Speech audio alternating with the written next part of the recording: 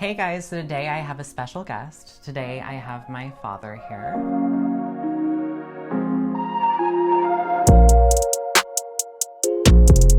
This is John Hansen, aka John Hansen Tattoo. You can find him on Instagram and Facebook.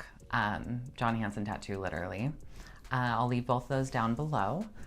So today we're going to be doing a video very similar to one I did previously with one of my other friends, but today I'm going to have my father going into makeup and a little bit of hair. It's going to be a tricky scenario considering he has a literal mullet right now, which turns into a mohawk, but we're gonna do what we can, and you're just gonna have to wait and see how it turns out at the end. If you guys aren't subscribed, please do so now. Hit that red button and ring the bell to get notified every time I upload a new video.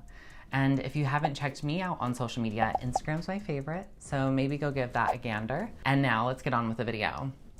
I actually just filmed a video last weekend about my experience during high school, and I know we kind of chatted on that briefly. Yeah. But one of the things that I talk about is actually how you struggled with determining like what guidelines would be best for me. Mm-hmm. And I just want people to understand, because I think I understand what happened, and obviously like back then I didn't necessarily understand what was going on. Right. But I kind of want you to give in your own words the reasoning behind why you put restrictions and when they applied, and basically in your own words explain that you were just scared for my safety and my well-being. First off, it was brand new and I didn't understand how to do it. I was very adamant about protection first off. Right. Because in my era, certain like choices would not be picked on verbally, like people used to beat people up and worse, and that was like the norm when someone was out of normal. So trying to navigate what was logical to do, all I cared about was your safety. And I quickly got more and more flexible because of how headstrong you are and how, I don't know if I would call it thick-skinned, but bullies like to pick on the weak. Mm-hmm. And that would not describe you. And so I noticed that since you weren't the weak, I started getting more and more flexible really quick. And I actually have a couple friends that are in LGBT society that I get to speak with very candidly. Right. We've had every deep discussion we could concerning any worry or thought or misunderstanding I've had. I've always believed in going to someone in whatever arena I'm trying to learn about. With parenting, I didn't know this was going to come, and it was scary and confusing at first because all I could think of was you being hurt. It was never a bother. Instead of assuming you understand something, especially something you're not a part of, you sought out resources. Mm-hmm. I was fortunate that your mom's aunts were outwardly in the community and very outspoken, and I got to see that early on, and that allowed me to see like outspoken. And on my family, there's someone who didn't tell anybody their identity inside the family and just pretended they were single. And I didn't realize anything because I've never cared. As long as the lack of knowledge doesn't make me hurt them by calling them the wrong pronoun or calling them the wrong, or trying to set a woman up with a man when they only like women and you made it awkward by bringing a guy over. Right. That's the reason I care. Other than that, I mean, it doesn't really matter except that we know so that we can treat people right, to me. I know you have done something for Halloween back in the day. But yeah. I'm just curious, what kind of exposure have you had to having your makeup done and or just doing it yourself? I've helped various times with purchasing and figuring out the skin tones, and with, X's. I've been painting my whole life, so none of it's foreign to me by the logic. But as far as doing my own, I did a totally crap job one year for school, or for work, when I was like 22 or no, I was like 20, 21. And I thought it would be fun to go as a woman, but I did not represent a woman well. I looked like a man with a bra and a blouse and a wig on. So it was not anything to consider as experience. I wasn't trying to make fun of anyone, but really looking back now, it would seem like insulting or like a joke, you know?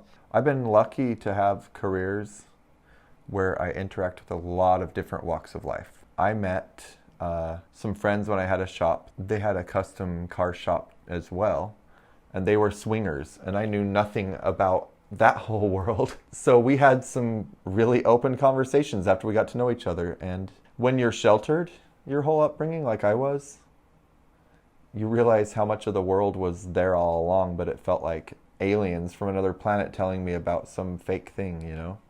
Yeah, well, I think your childhood might have been a little more than just sheltering. I think it might have just been obliviousness, too, on top of that.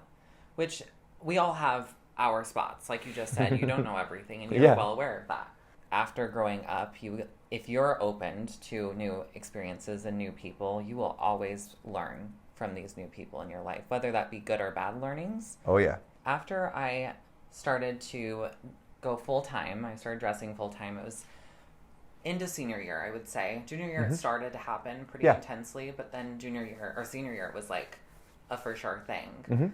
I know we've had this conversation in regards to a point in which where you were like, yeah, okay, I get it, I see it. Could you explain when that point was, and maybe if there was a specific event that might have really made it clear for you, or a thing that I did that made it clear for you? It's really hard to say. I want to go back further. Okay. And there's something I remember, my version I remember of this time is when you wanted to start dressing.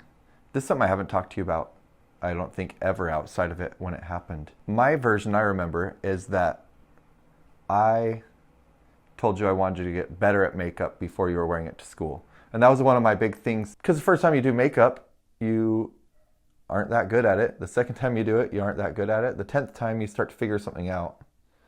I suggested that you did research and bought the right products, and we would take you and help you get different things. And I quickly saw you grow. I hope that I was a positive inspiration in that and not like negative by saying that. But my goal was like, if you're going to do it, be good at it.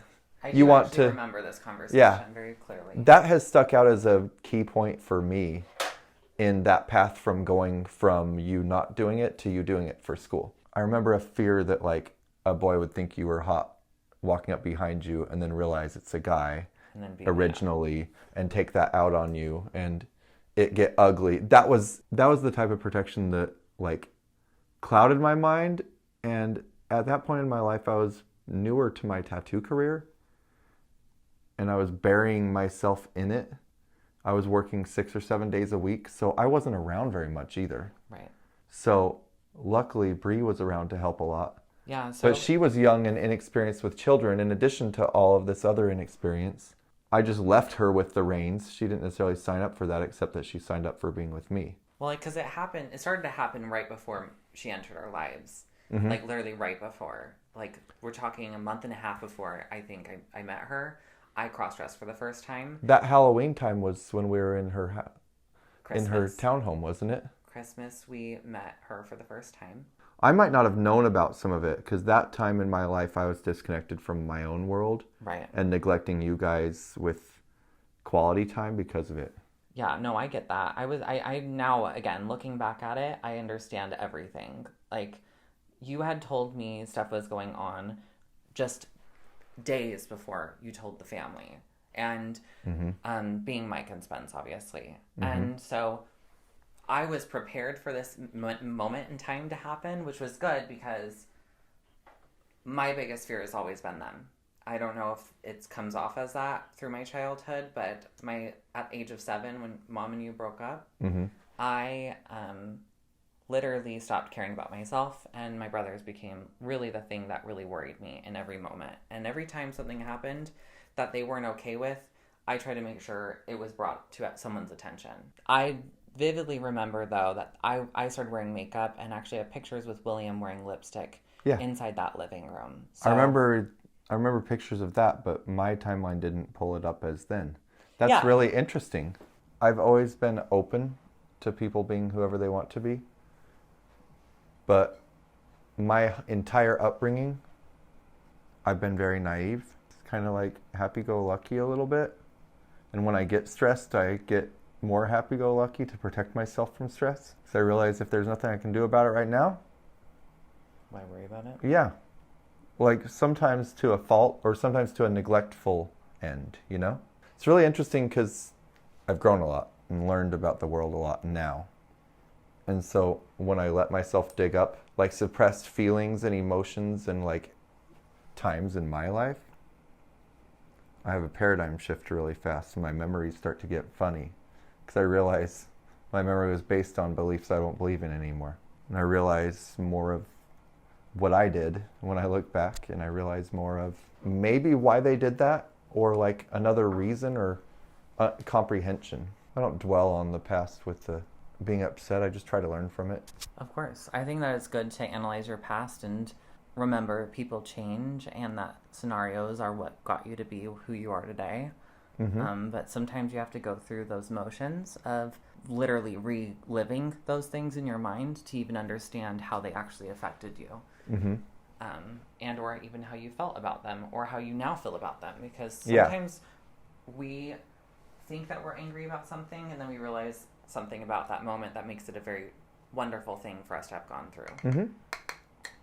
Oh yeah, in hindsight now, I'm grateful for everything that's helped me break the bubble of the protective world I was in. And the good, bad, and ugly has all done it. At your age, I had a 5-year-old, a 4-year-old, and a 2-year-old. Yeah. Oh. Yeah, because all three of us were already born. Mm-hmm. By the time I was 21, I had all three of you.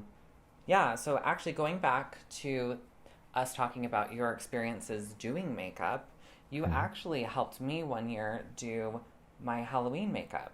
At least for like a party that we were going to with, I think, Bree's family. Yes. And that turned out really, really cool, actually. Like having that line work that you did over it. The Day of the Dead, Sugar Skull stuff. Those type of styles. Rose. Or Katrina. That was fun. I loved how that turned out. And I still have that blue shimmery glitter from doing that. It's a Ben Nye glitter. And it's wonderful. China's actually borrowing it right now because she's been using it. I just am not good with the line work on myself. It's hard when it's on your own face, I think. So, fun question. Okay. What's your favorite childhood memory of mine? Let's say before the age of like 10, 12. Is there a moment where I did something funny that you really enjoyed? Man, that's so long ago. My memory loss. Your mom says I was going to kill you because you colored all over my car with Sharpie. She said she thought you were going to kill me because your brand new car that just got home from the paint auto shop. Whatever. Lots of paint work done.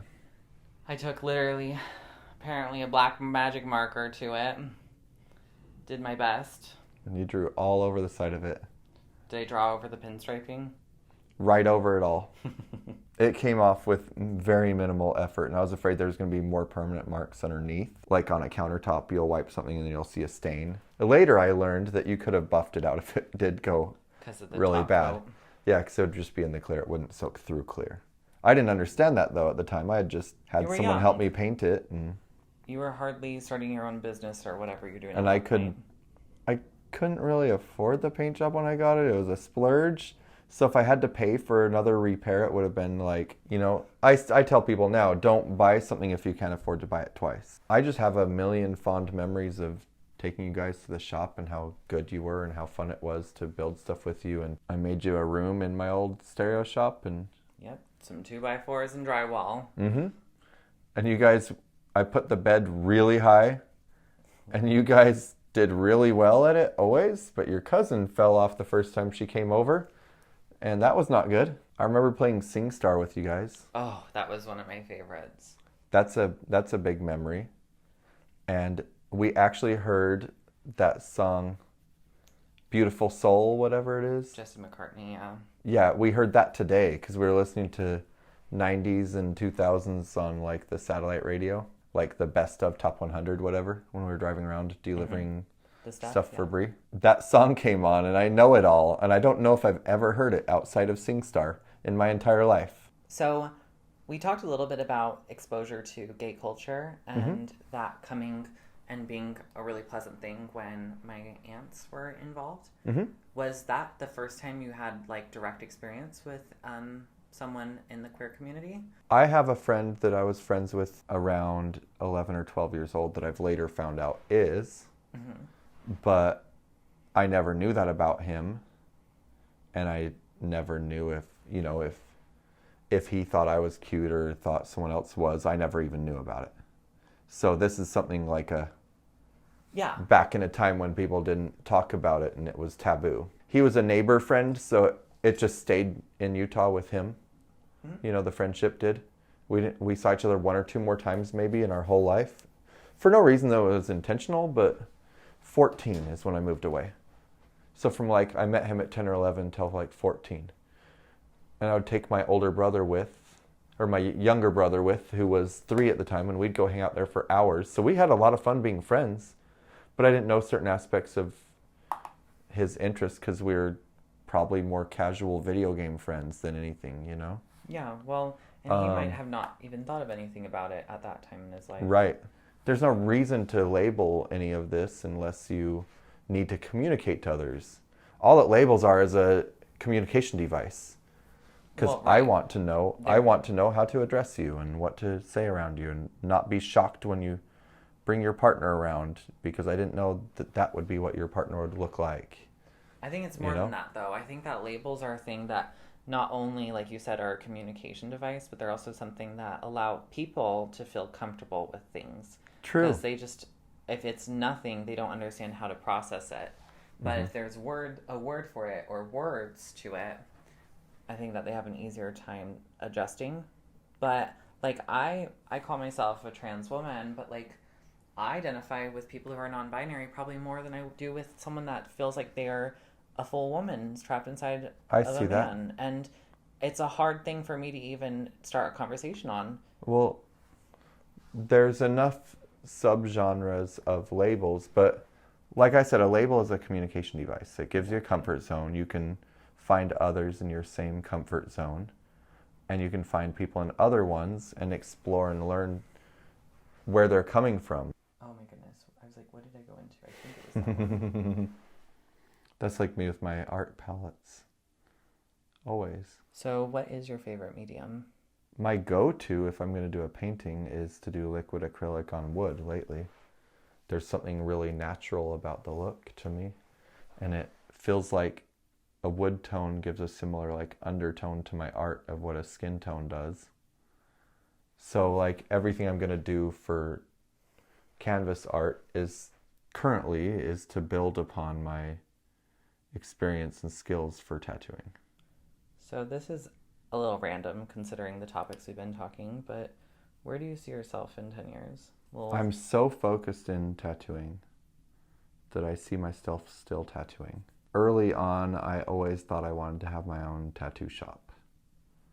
I don't currently see that as like a focus in my life. I don't feel ready. I'm 10 years in September, and I feel like I'm just breaking the surface of comfort zone with my work. Because when you're pushing outside of your comfort zone every day, you don't stop often enough and see where you are, see how good you've gotten. You only see the dreams of being better than you are. And so it's good to step back sometimes. So yeah, I mean, I keep it in check good enough that I'm aware that I do nice work.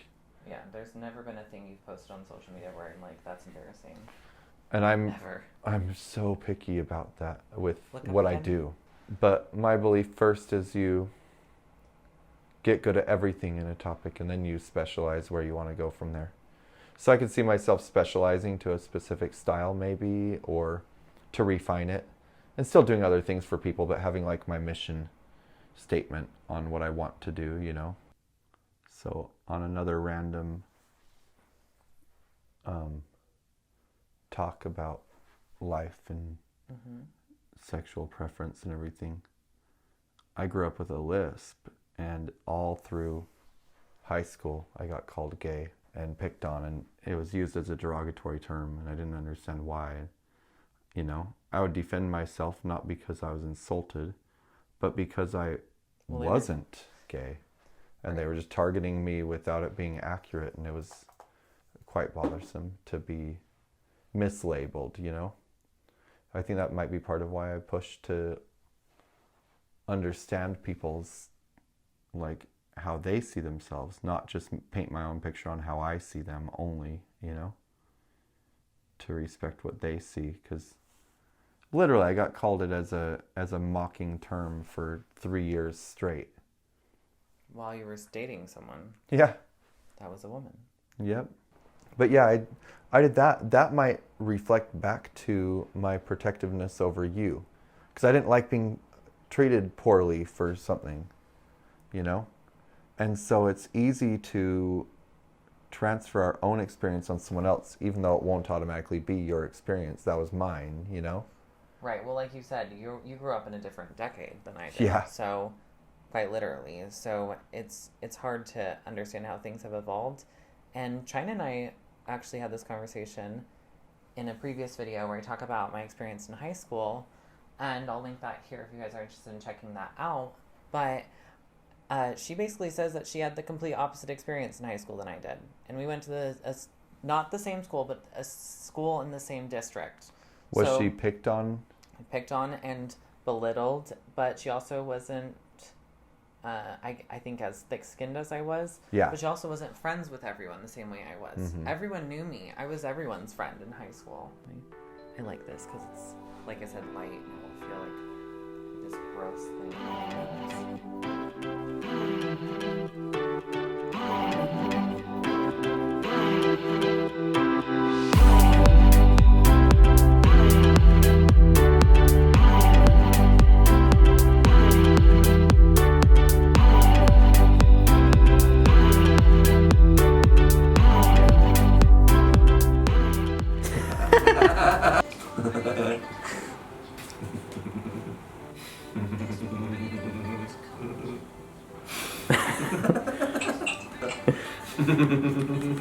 Not like that.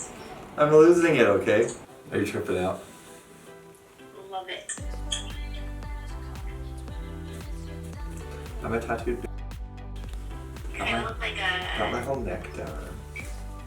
Kind of look like a, at least with the hair, not with the makeup, with the tattoos, kind of look like a hippie chick. Okay, so we decided to do the hair off camera because it was very similar to what I did in my last hair clip-in video. If you're interested in checking that out, that'll be linked right here. Thank you guys for joining. So my dad does have good size following on social media, and go check out his page. I'll leave that down in the description box below. I also have social media, and to be honest with you, it took me a while to surpass this one. This one had many more followers than I did for probably a year and a half there. I was like, I gotta pass my dad. I gotta pass my dad. And you have. And I did. With that being said, follow us on social media. And if you guys aren't subscribed yet, go ahead and do that now. Hit that red button and ring the bell to make sure you get push notifications every time I upload a new video. Thank you again for coming. My pleasure.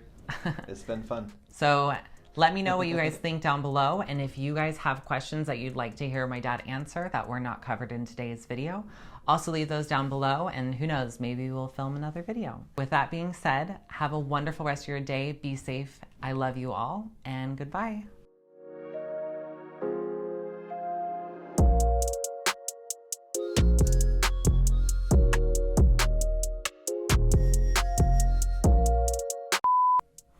Does closing your eyes help you hold still? I don't know. Because I think that might be what's making you feel dizzy. Because you close your eyes and you're like focusing on your body weight shifting. Was I moving a lot? No, Okay. you weren't. That's what I'm saying.